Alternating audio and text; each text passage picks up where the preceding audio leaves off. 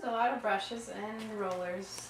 I prefer the bigger brushes, like a good 2 or 3 inch flat brush, which allows me to move a lot of paint, would be my preference as far as brushes go.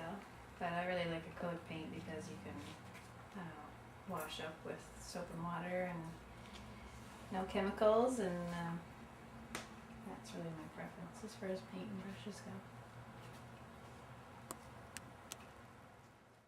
And the latest work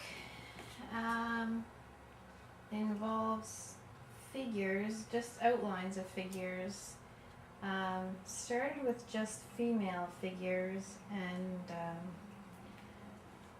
often informed by fashion magazines and the shape of female figures, but there are also some males happening too, men in suits and for children running or jumping or that kind of thing. They're usually a solo character, but with the space around the figures. But there are others that have the figure repeated. I've always been kind of fascinated with the idea of a repeated image, and I find the figures, it really creates a sense of movement, and then you sort of get into the relationship between the figures and that kind of thing. Yeah, it's the faces.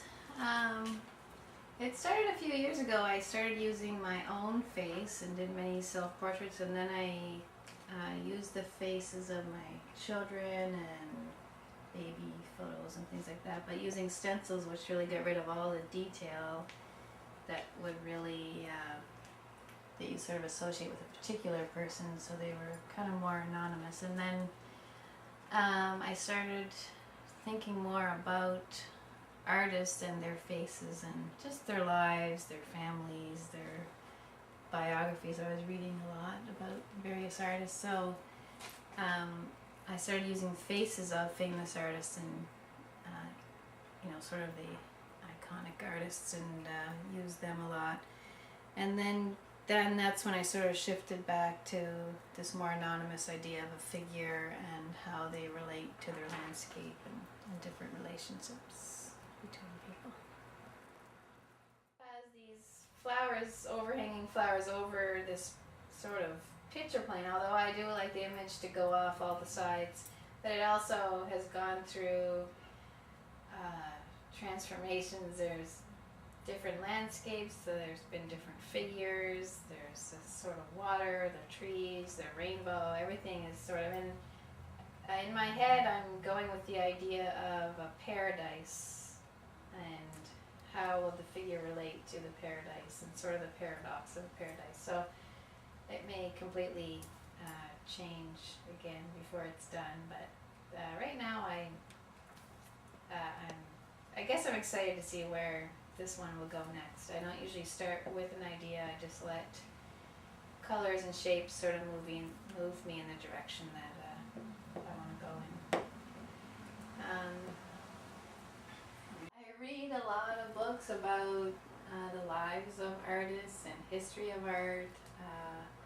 I'm just constantly fascinated with how and when things happened, and just artists' lives. I think I'm just really fascinated by how artists dealt with all the other things in their lives and still managed to create these wonderful works of art. And I guess now that I'm in my 40s and I have children who are growing, and I just realize I'm at a certain point in my life where I'm thinking about my grandparents and my parents and my children, and I just wonder how, particularly other women artists, how they dealt with all the demands that are placed on women in the home, but also how they solved and balanced that creative pull they had to create their own work, which is such a strong influence in your life.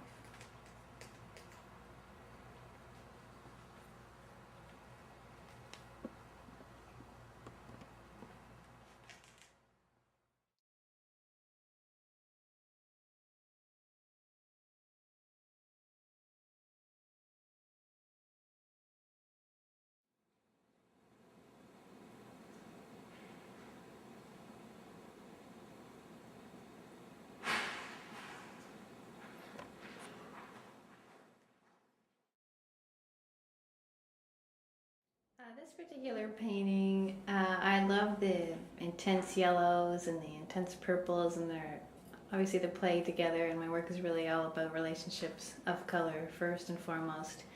And I normally work in my studio with no idea in mind when I start out. However, this painting, I was invited as an artist in residence to Mahone Bay, and I was painting while people were watching and asking questions, which I actually enjoy doing quite a bit. And so I actually had a bouquet of flowers in front of me, and this painting came about very quickly, and which also I think is another reason I like it, just so the energy involved, and that's it.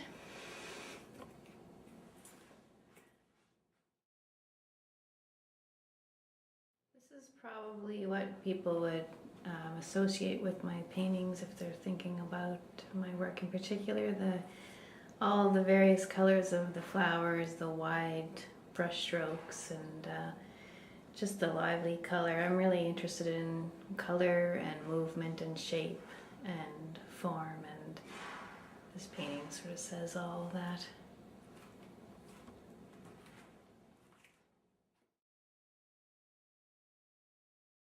This painting is sort of one of the transition works from the floral imagery to this new line of work that I've been focused on the last couple of years, and it involves the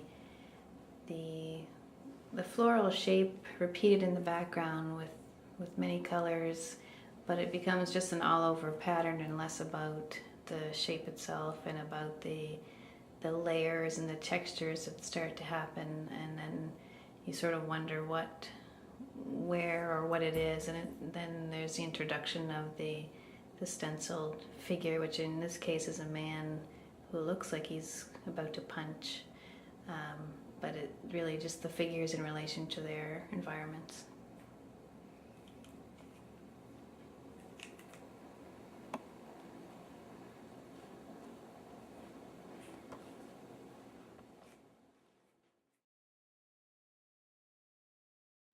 I love this painting. This is one of the new line of work I've been doing in this running boy series, and I've done several paintings with this running boy figure, sometimes with a shadow or jumping over a puddle, or it's using the tape and the stencils and rollers, and you can see all the layers underneath, but then the top layer is just rolled on flat color, but you see everything happening underneath it.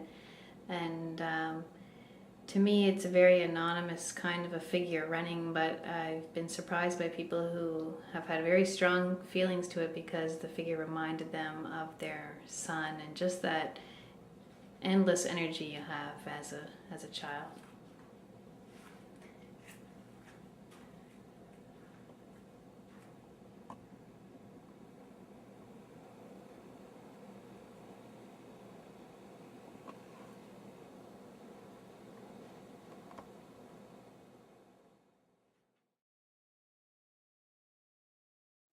This painting's it came about the same time as I was doing many paintings of female figures, and these busy women rushing sort of over the picture plane, I guess, sort of in all directions. And the idea was this idea of Superwoman trying to do all these many things at one time. And usually the women figures are dancing or running or moving somehow, and then I guess I started doing paintings involving male and female figure, interested in the relationship between the two, but I really wanted to have a very simple shape which you could identify immediately with a particular figure. So this man in the suit I find really quite striking, and this idea that he's repeated and he's there but he's standing still and they're all the same, and the idea of cloning someone, but then he has this almost rainbow happening behind him, and the irony of the two, I guess, is is what I find interesting.